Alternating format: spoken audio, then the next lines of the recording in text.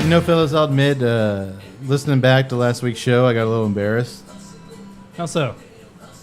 I'm used to botching like a few Spanish names, talking about cigars and stuff. That was a tough one. And descriptives here and there, you know, I'll kind of muck it up. But, you know, it seemed like all night long the last episode, I was just stumbling over my words. And what was the cigar? The Guayaquil? Yeah. Guayaquil. Guayaquil. See, I'm still saying it wrong. I was just tripping over my goddamn tongue all night long, and I'm listening to it, I'm like, God, like... So anyway, I figured that was all behind me. I was getting all jazzed up for tonight's show, and I realized, one, I was going to have to talk in a bad Arnold Schwarzenegger accent for our competition with the Arnold Radio News podcast. So there's that. Well done, sir. And on top of that, we're reviewing a movie where every character has a goddamn Japanese name, like 20 characters long. So it looks like I'm fucked once again. Thank you, Yak Boy. Thanks for that. You screwed me for the last time, Penny Packer. Next show, we are doing the Porky's trilogy, just so I can talk normal for once. Awesome. You won't hear an argument for right. And on that note, let's bring on the first round. All right. Welcome, everybody, to the Tuesday Night Cigar Club podcast. Yay. Episode 17. 17.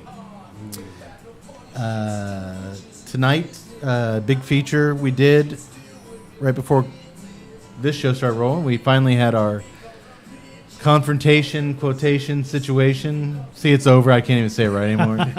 With Arnold Radio News. Fantastic. We'll be editing that in and putting it on YouTube. Nice. Spoiler alert. They won. No. Which, kudos to them. They know they're Arnold. They were slinging some tough questions. They answered your questions. I'm not going to spoil the final score. It was tight. It was a somewhat tight race. Yeah. Going for him. But that will be there for you to enjoy. And online, let's do a little separate podcast. We'll throw that on iTunes by itself. It's about an hour-long bit. Yeah. And we'll put it up on YouTube, too. I just liked it because I like when people who know their stuff, like you and Cody and Mincy, start talking. Obviously, Gil and Brandon know their stuff. So it was just kind of fun for me to sit back and get stumped. If I were actually playing, I would have gotten my butt just blasted. You guys were throwing out stuff that I was just like, I'm confident in my Arnold knowledge, and y'all were zipping me. Well, and I think the last thing our listeners or viewers want to see is your butt blasted. That is true. At least from the feedback I've gotten through some surveys. And, I don't know. There was one guy who was like, hey, that guy with the headphones. Let's do this. That was Fritz. Oh, yeah. I thought I recognized his Can email. we hear the music? Can you hear the music? Yeah, I can hear it, man. All right. Well, we got Fritz going tonight. So, contest aside, we're moving right along. We got a good show for you tonight. Great show. I haven't been this excited about a cigar on our show since we started the show. I agree. Tonight, we're going to be doing the Undercrown Shade by Drew Estate. Just released. It's still kind of hard to get your hands on in brick and mortars. They are out there if you look hard. This is a big one, boys. 4 years ago, give or take, I received the original release Undercrown in the mail. I got a sample.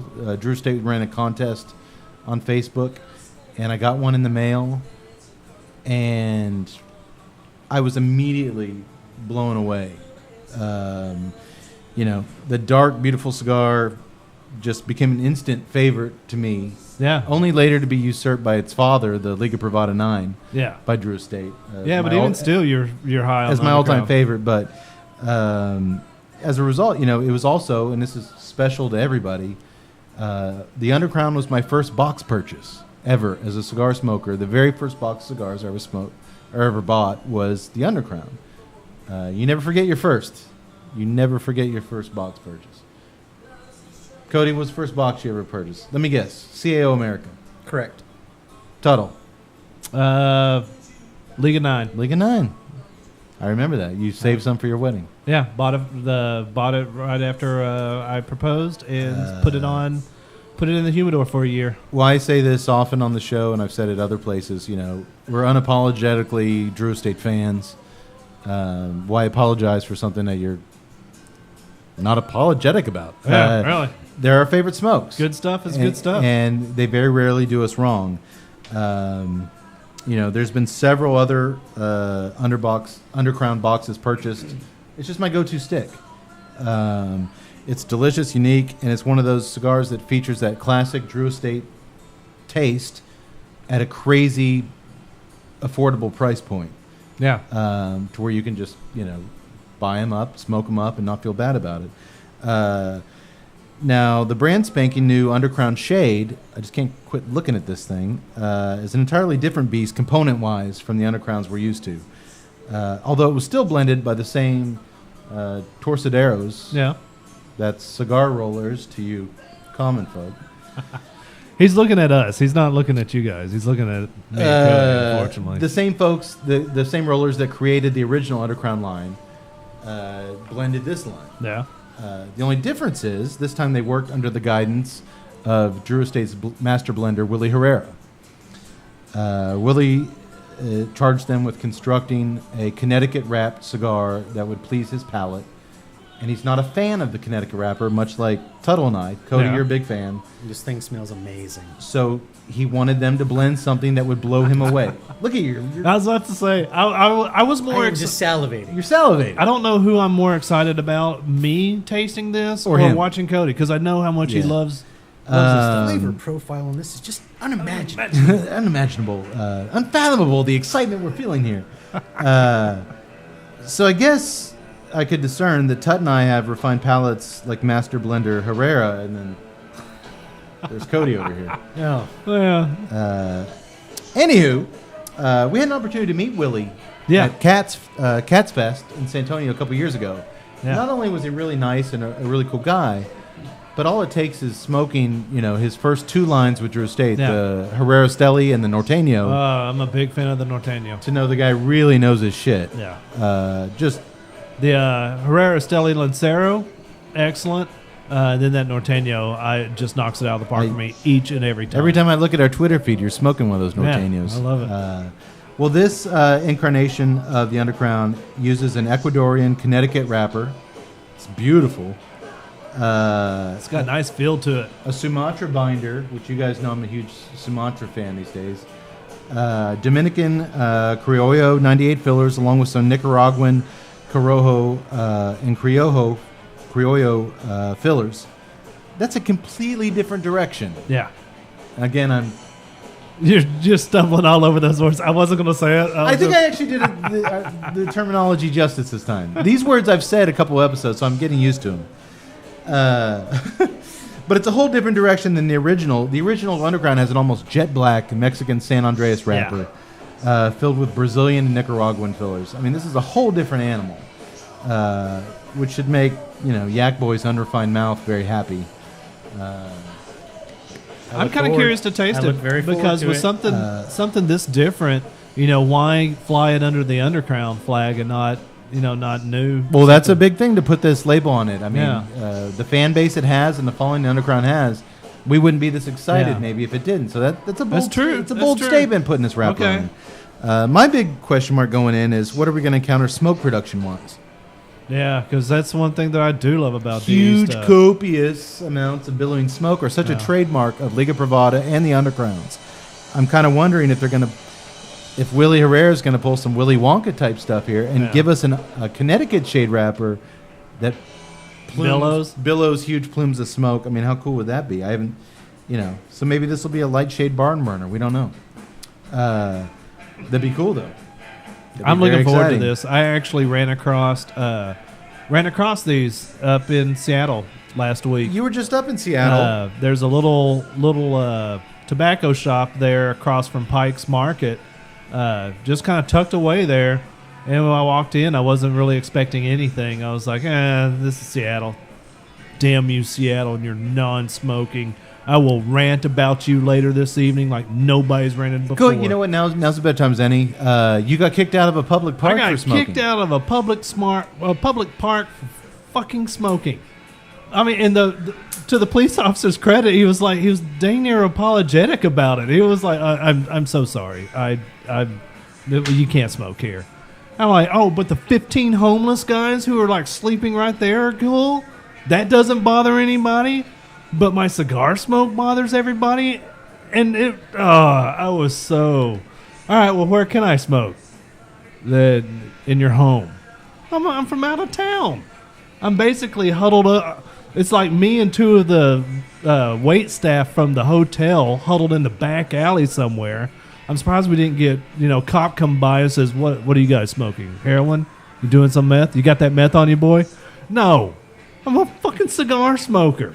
Unreal. It was amazing. I have never... As our buddy Snake Plissken says, land of the free. Land of the free. Not Seattle. Not Seattle. Don't smoke in Seattle. And don't even go up there for your marijuana hit. Everybody else like, ooh, Washington's got the legal marijuana. Not in Seattle. Could you smoke weed in the park? Yeah, they were actually smoking weed in the park. And he didn't care about that. Well, I don't think he saw them. Okay.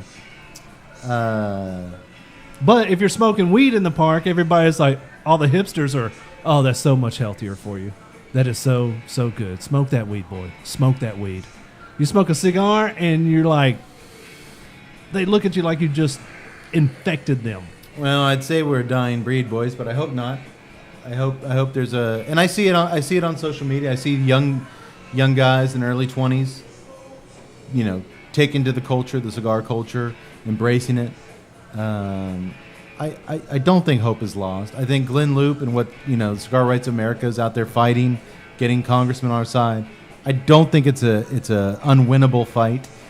But when I hear stories like we're talking like and everybody's like, when I hear stories about what refugees like you in Seattle faced and what you went through, what you went through, it's hard. Well, what's funny is that I even got on Cats. I was like, all right, where can you smoke up here? And then a couple of the holdouts up there was like, get used to it, boy. There's nothing. I looked around and asked around, and everybody's like, people are like, well, you can smoke in designated places. Do you know how many cigar lounges there are in Seattle? 0. Sad. And there's probably I'm not aware of their regulations, but they're probably not allowed to have cigar lounges. I don't know. Probably one of those deals. Want to try to smoke on an outdoor patio? Nope. Can't do that within, I think, like 25 feet from the door establishment. Did you see if had there been any, were there cigar stores? Yeah, there was a couple of cigar stores, yeah. You can buy it, you just can't utilize it. Yeah.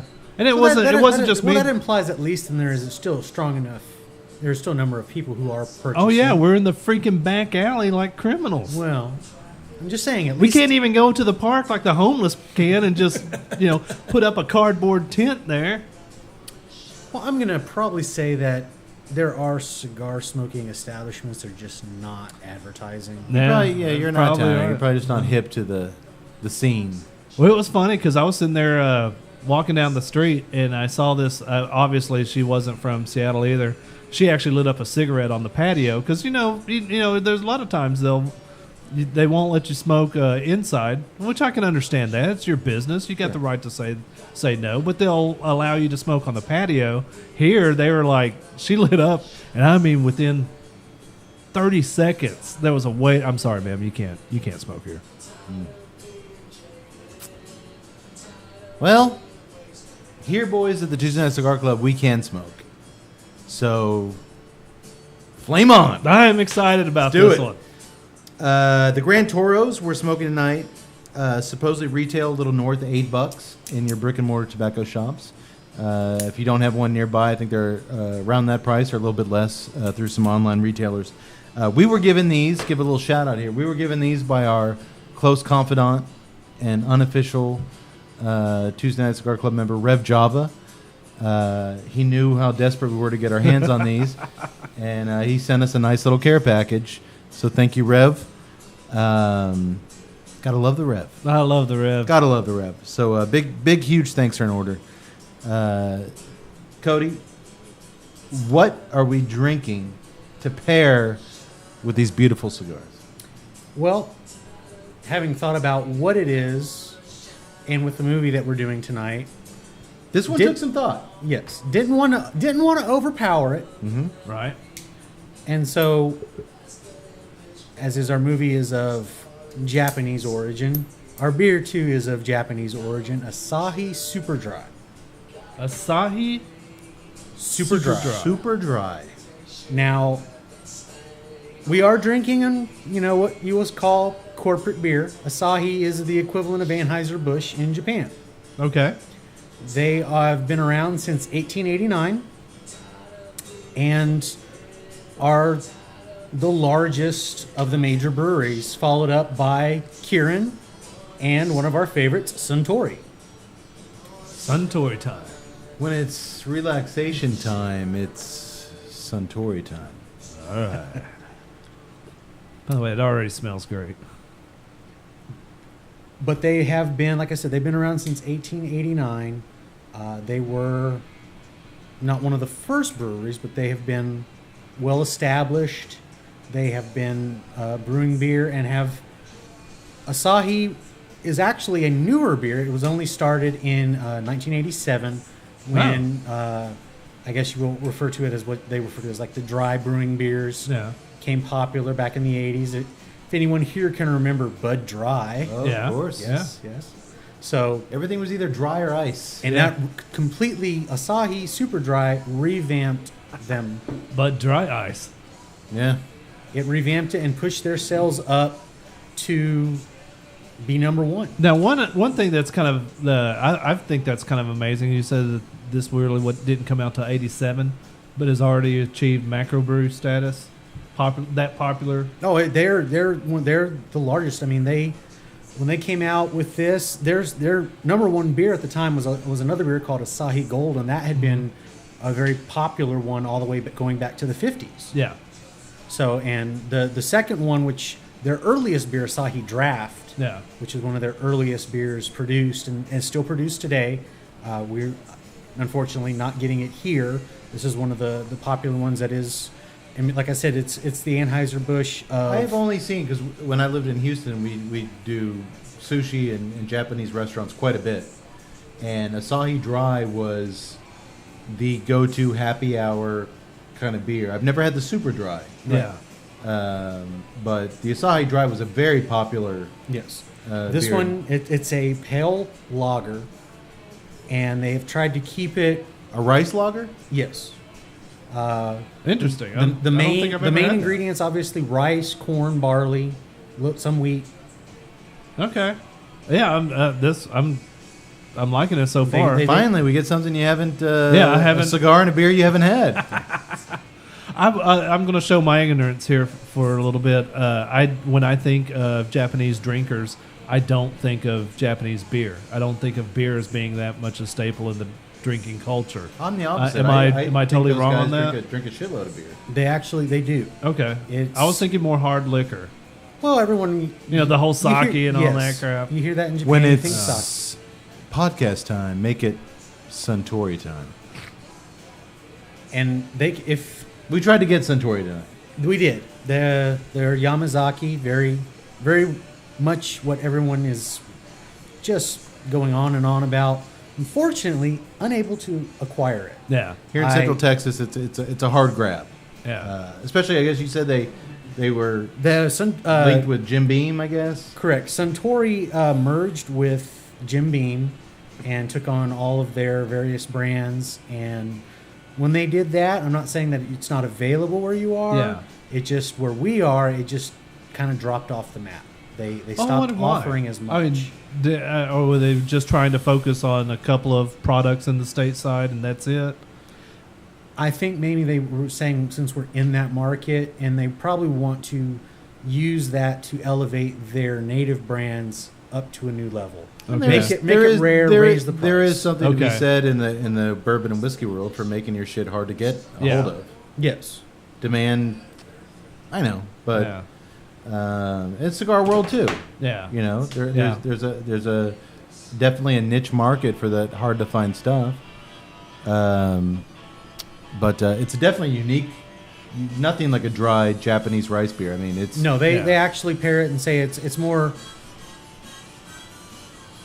You get more of a taste of sort of your northern German beers. Yeah.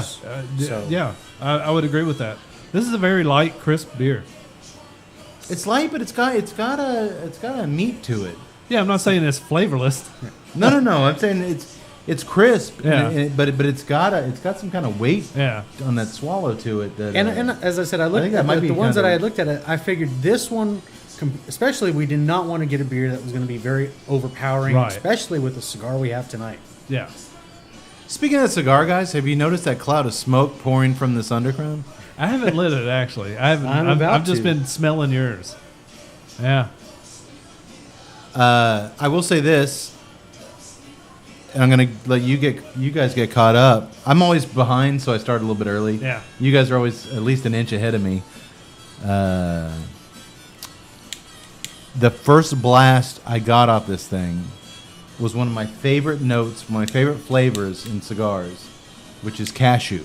Yeah. That nutty, kind of salty cashew flavor, Yeah. and I got it immediately. I love it. Good. I seek it out, and I don't find it a lot, but immediately I'm getting, make fun of me, salty nuts. Oh, you're having fun with those I cane stand salt. behind my salty nuts. I said it, and I stand behind it. So light them up. We're gonna get back to it really quick, but so far, burn line, flavor. Too soon to tell with the beer. I mean, the beer is such a unique flavor. We'll see how it plays with the thing, but I got a hunch we're gonna be good to go. Oh yeah.